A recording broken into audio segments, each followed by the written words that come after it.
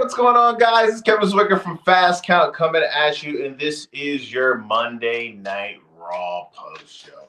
Going into this episode of Monday Night Raw, I was very curious as to what was going to be the reception from the crowd tonight. It feels as if, especially from the wrestling internet community, it feels as if there is just this dark cloud hovering over the WWE. You know, with all of the ticket prices that TKO is charging for these events, kind of pricing out the normal person to be able to go, with certain creative decisions that have been going down.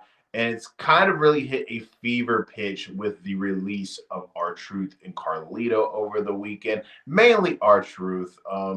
This is somebody who was just coming off of having a big-time match with John Cena at Saturday night's main event.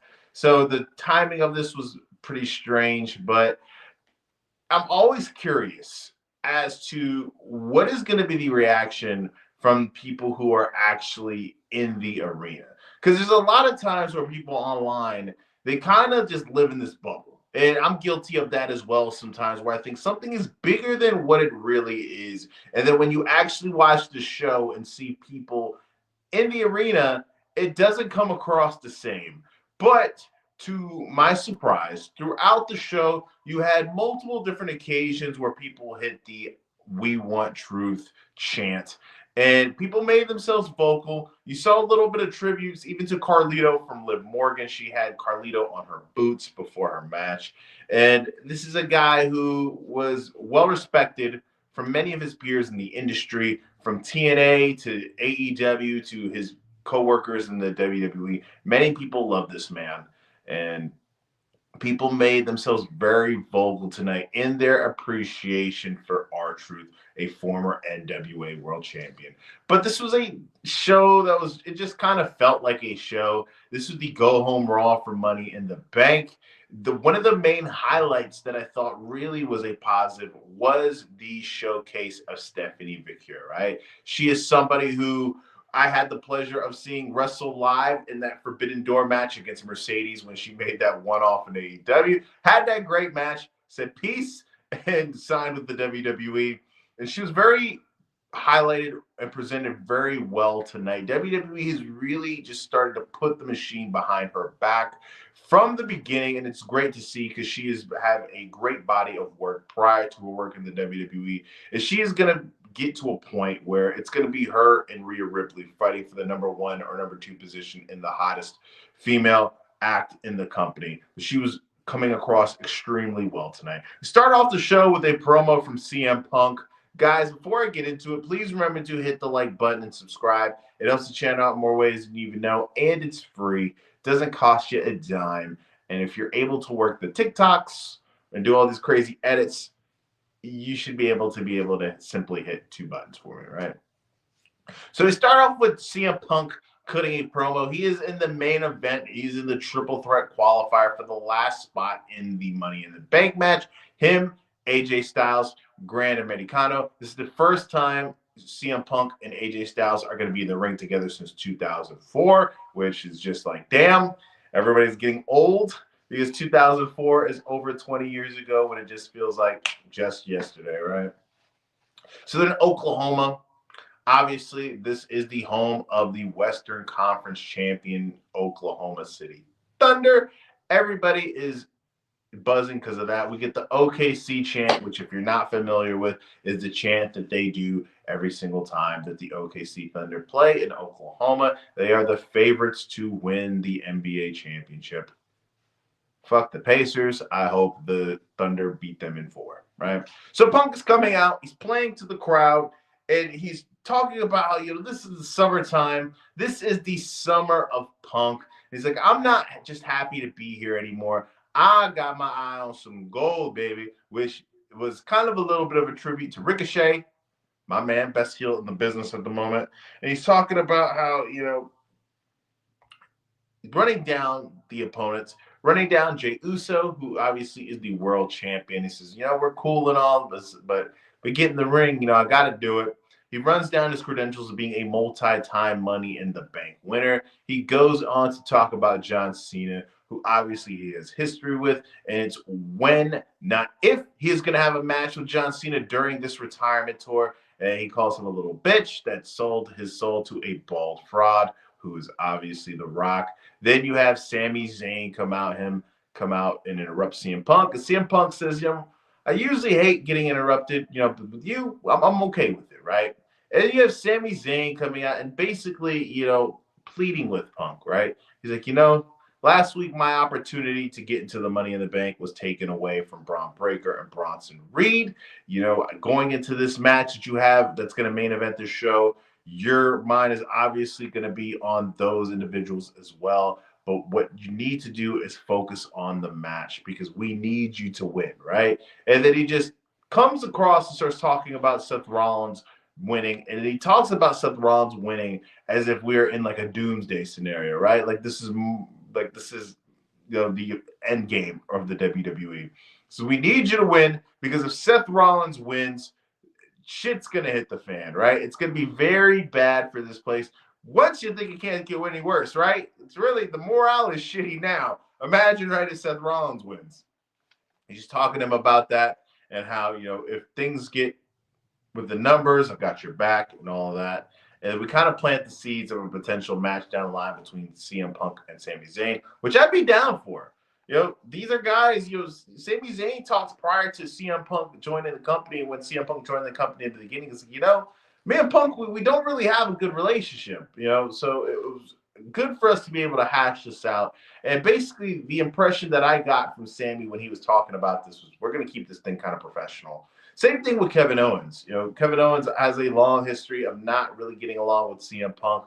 Obviously, he's friends with the Young Bucks as well, who aren't on CM Punk's Christmas list. So for these two guys to really just put their pride to the side and get this thing done, I think eventually we're going to see a match go down between these two guys, right?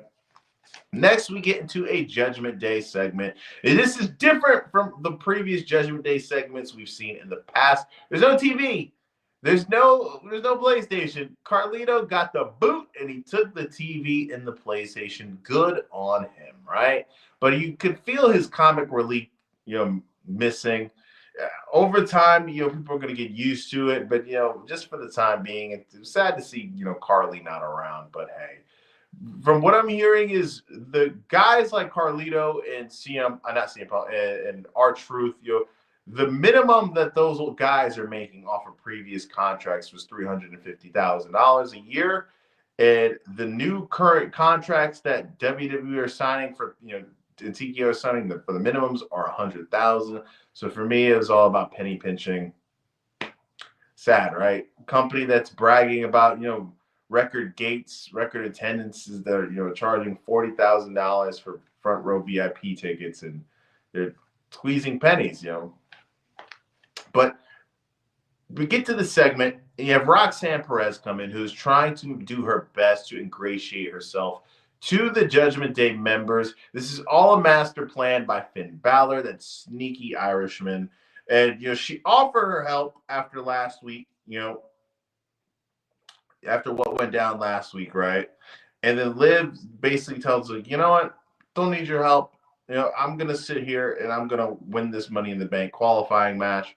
We're going to be good. Then while Liv is walking away, she's confronted by Io Sky in the hallway. And you see Liv talking about how, once I win this, I'm coming to get my title. Then we get the triple threat, right? Between Liv, Ivy Nile, and Stephanie McGuire. We get this hype package of Stephanie McGuire, which is a shoot from what I understand. The fact that she's mentioning that, when she was a young kid in Chile, she watched WWE, and that was always her dream to end up in the WWE. That's something WWE is always going to have an advantage over people when it comes to signing talent that AEW is not going to be able to get, right?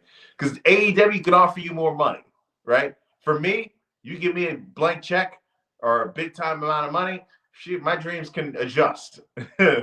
But for certain people, Stephanie McGuire, Mariah May, most notably, that's coming in soon as well. The dream is bigger than the check, and I can respect that, But we're getting this hype package, very well done. Stephanie comes out here is probably, I can't think of a person who is more over immediately coming from WWE from NXT to the main roster than Stephanie, right? And that could just be revisionist history, or that could just be recency biased. But she came out looking like $1,000,000. She hit her signature move, the Devil's Kiss, Booker T's favorite move. She hit it on Ivy. She hit it on Liv. This was a great showing by her. You had Liv hit the Three Amigos multiple times. You saw these people hit their signature moves. Everybody kind of had their moment to shine. Not really Ivy, but this was not going to be her night. At the end of it, we see Stephanie Vicker pick up the W, and she's going to be pulling double duty. She's going to be wrestling earlier in the night at Worlds Collide. She's going to be in the women's Money in the Bank match. All of those, for me, that's always a risk, right? Because every time you get into a ring, you're risking your health, right? We saw Vince McMahon walk into the ring and tear his freaking quads, right? So it's always risky to have somebody pull double duty when you don't know what's going to happen after the first one. Though. Don't want to put that out in the atmosphere. Fingers crossed, everything's going to be good. But if they really want to put the strap on her like that, like the rocket strapped to her back, they should just have her win the match, right? I think we're going to have Naomi win that Money in the Bank because I think character-wise, it always fits the heel better to have that Money in the Bank briefcase. And to me, heel-wise, you can make an argument that Naomi is the best heel in the company at the moment right next to Gunther. I know people are going to kind of shake their heads at that or maybe disagree, but I can honestly say I'm enjoying the work that she's doing currently right now more than enjoying the stuff that John Cena is doing. And it's more compelling, and it's more unpredictable. This John Cena shit is kind of whack. Next, we get a backstage segment where we see AJ Styles be approached by Paul Heyman. AJ Styles, of course, is the other man who's going to be in the triple threat main event match that's going to end the show with Punk and Gran Americano. He's approached by Paul Heyman. AJ asks him, what does he want? Paul Heyman basically sits there and says, you know what, man? Let's come here to wish you happy birthday. And then Paul Heyman goes on to start talking about Dominic Mysterio and running down the Intercontinental title and how, Dominic Mysterio has, this Dirty Sanchez mustache and all these different things. And he talks to AJ and says, you know what, man, you shouldn't really worry about the Money in the Bank match. You should focus on Dom and the IC title, right? You don't really want to get your priorities mixed up, right? And he was like, you focusing on Dom will help Seth focus on that. And then AJ, you can kind of see the way that Paul's talking about it, thinly veiled threats. AJ talk about, I don't really respond well with threats. And it's like, don't worry about Dom. Don't worry about him. I'm going to handle it when it's time to handle it. But I'm going into this match, to win, right? Next, we get a video package from Rusev recapping what went down last week, where we saw a confrontation between him and Sheamus, League of Nations forever. And then he talks about how, Sheamus is this guy who's very strong, but has, a neck made out of sand. And he talks about how, this past that they have is finally, meeting its crescendo. And then Sheamus needs to stop defending these people, basically. Then you see Sheamus backstage, and he's basically reiterating the fact that, Rusev is a bully. He has this big ego. That's what got him out the door in the WWE in the first place. Then his run outside of the WWE lasted shorter than Rusev Day, which was 24 hours. Thinly veiled shot at him in AEW. I don't know how that shit didn't work out, right? With him in AEW. I don't know what goes through Tony Khan's mind sometimes when he's making these signings. Him and Andrade, right? Just didn't work out at all. Which when they signed, I was like, man, these are slam dunk signings. Same thing with Aleister Black. I was like, these are all three really good slam dunk signings that just didn't work out. I think the writing was kind of on the wall. The moment that Triple H took over the book, that those guys would want out. But it just really didn't work out very well for those guys, right? But we're getting a tease of a potential Sheamus and Rusev match down the line. These are guys who are actually friends in real life. Anytime you have guys who are friends in real life, the chemistry tends to be very good in the ring. And I'm personally excited for that. These two guys, very meaty men, slapping meat together shout out to Big E and them. Should be good, right? Then we get Finn Balor and JD McDonough versus the War Raiders. You know, personally sucks for Eric. You know, if you didn't know, his wife Sarah Logan was given the boot as well. I know personally that has to suck for him, has to suck for her as well. You never want to see one of your spouses get the boot. But at the New Day on commentary, eventually the New Day on commentary get the boot. All right? They get the boot. And you see Ivar. Ivar is very impressive to me. When Eric was hurt and Ivar had to wrestle on a singles level, I think that he was doing a very good job. The War Raiders, I feel like they're one of the more interesting teams that are in the WWE right now because they're not just this Franken team. They are a legitimate team. They have been impressive in multiple different stops throughout their run in the WWE and NXT. I thought they were great. I thought the only, really rough spot of their run in WWE was when they were the Viking Experience. Because Vince McMahon, I don't know how the hell he came up with that shitty name, but that's what they were given.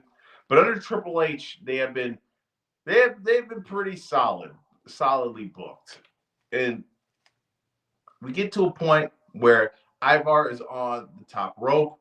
Roxanne Perez comes out and distracts him. Finn Balor is able to get the best of him. His coup de grace. 1, 2, 3. JD McDonough and Finn Balor pick up the W, which should help them when it comes to potentially getting back into the hunt for the tag team championship. Throughout this match, we got a little sprinkles of We Want Truth. It's going to happen, I think, for the next couple of weeks. My thing is this, though. It's probably going to happen this week on SmackDown as well. But things like this are going to die down. And I think people forget, just how shitty that is. For a guy who is just so tenured, to lose his job like that because people are penny pinching doesn't sit right for me. People online are going, and I feel like they're going to the extreme when they're saying, TKO is ruining the wrestling business. But I'm usually not a guy who likes to indulge in that type of conversation because I feel like that's just people being overdramatic. But shit is getting really spooky when it comes to TKO and the WWE, right? Next, we get a segment between Becky Lynch and Lyra Valkyria. We get the video package of Becky basically taking credit for everything that has happened with Lyra, basically saying that Lyra's her son, Every good thing that's ever happened to Lyra when it comes to like their moment in NXT, her having the best match of her career at Backlash, all of these things are all thanks to Becky, right? So you have Lyra come out into the ring. She's interrupted by Becky Lynch. Becky Lynch is about to speak. Lyra basically tells her to shut up. And she goes on to talk about how, there's nobody that has hurt her emotionally as much as Becky has, right? And that all this pain that Becky has put her through is really just unlocked something in her. And basically, when it comes to Money in the Bank, shit is going to go down. I really enjoyed their match at Backlash. I thought that was the best match on the card. I think that these two have really good chemistry. I think that they're going to produce another good match because there's nothing in my mind that would suggest otherwise. They won't because they're two very talented performers.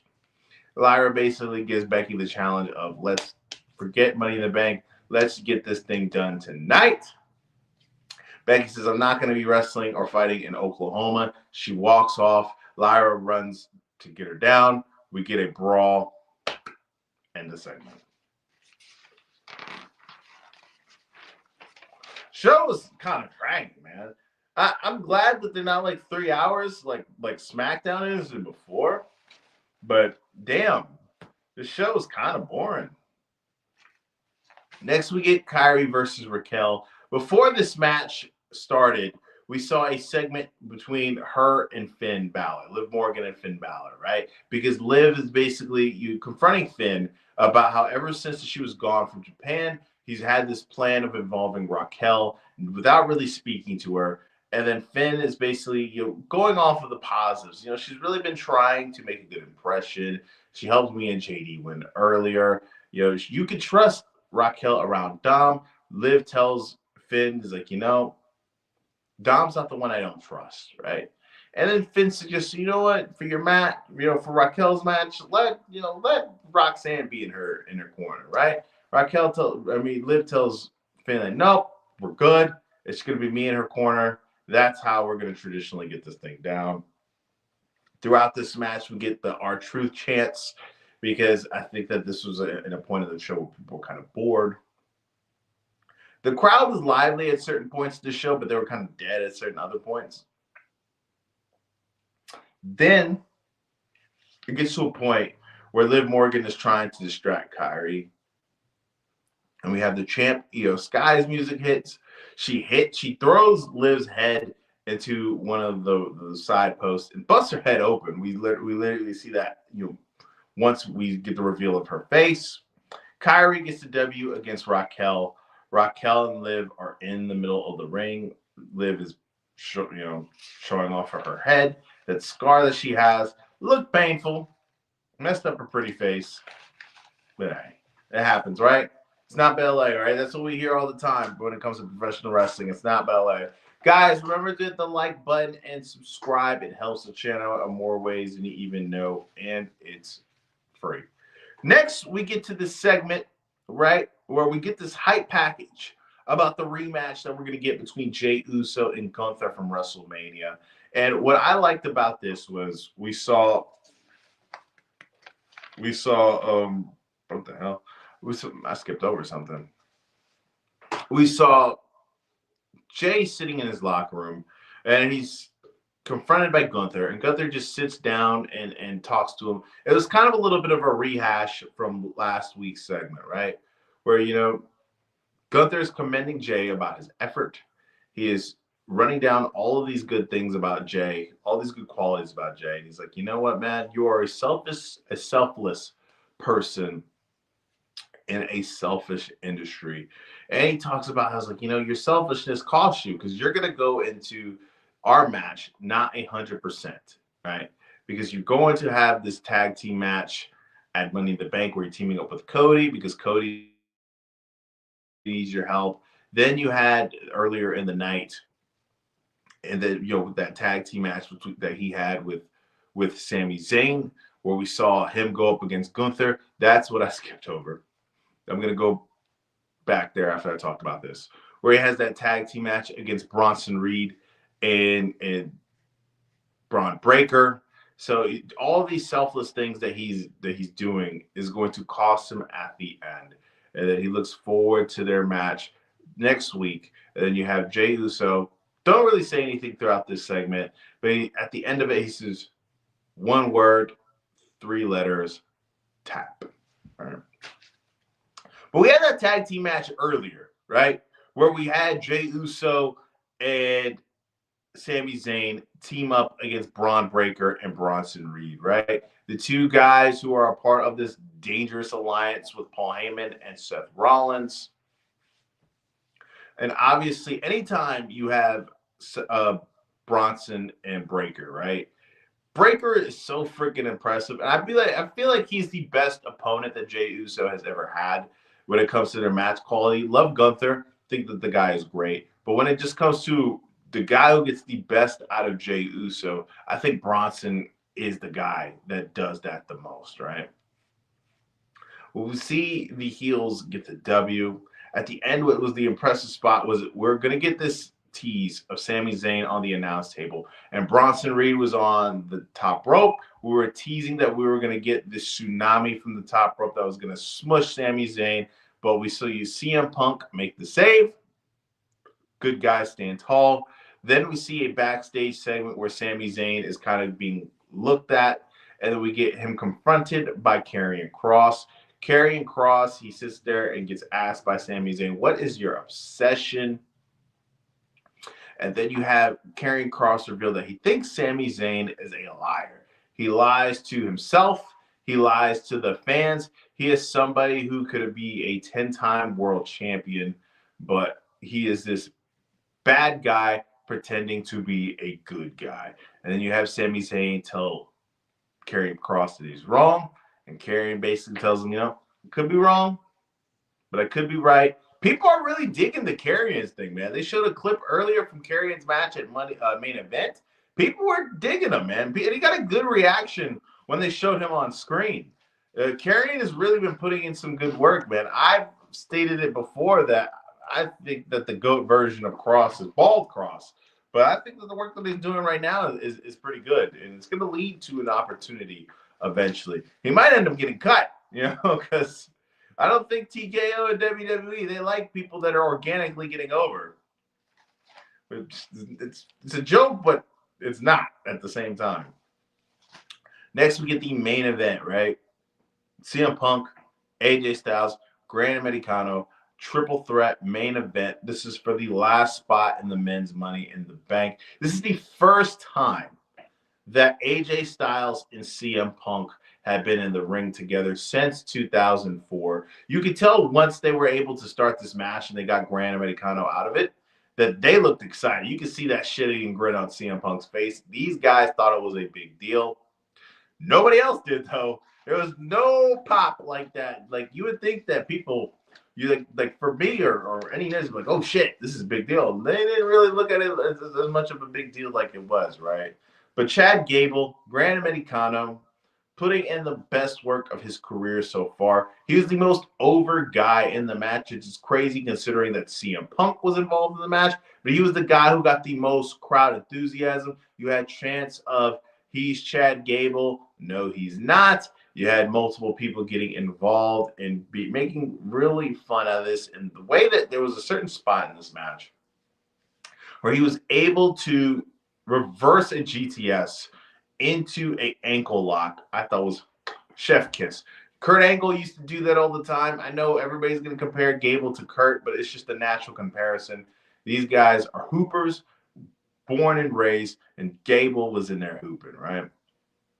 Now we get to a point where CM Punk hits a GTS to Grand Americano. We see Punk go for the cover. 1, 2, looks like we're going to get the 3, but Bronson Breaker comes out, takes CM Punk's leg, gets him out of the ring.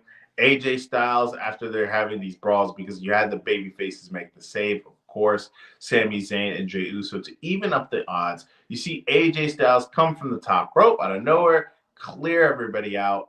He gets into the ring with Gable. Gable hits him with the headbutt. 1, 2, 3, Grand Americano picks up the W. He is also going to be working double duty on Saturday, as he is going to be going one-on-one against Vikingo at Worlds Collide as well. That match is going to be fucking badass, isn't it? And we see Gable being the last man in the Money in the Bank, which isn't shocking, isn't surprising to me. I know that CM Punk is the bigger name, but it really feels as if they are trying to drag out this pursuit of the gold for CM Punk as much as they possibly can. He doesn't have a match on the card as of now, but things can be added. You know he's going to be involved somehow, so it's not like he's going to have nothing to do on the show. I fully expect him to possibly be involved in the main event Money in the Bank match because of Seth Rollins' involvement. We see Seth Rollins and all of those guys brawl to end the show. You see CM Punk end the show on top, but Gable's in the Money in the Bank. He's not. Poor guy. This Dangerous Alliance, they've been a productive group so far. I'm looking to see more so what is going to be the next step. I'm looking for a little bit more storyline progression. This show was kind of mid. Like I said, the go-home show, outside of Stephanie coming across like $1 million, everything else I kind of could have not dealt with. It was kind of a somber night because of what went down with Truth. But hey, it is what it is, guys. Corporate greed. What can you do about it? But let me know what you guys think, man. Remember, please to hit the like button and subscribe. It helps the channel out in more ways than you even know. I feel like I'm going to get out of here, guys. We'll be back on Wednesday for the Dynamite post show. I am Kevin Zwicker. I'm out. Rika.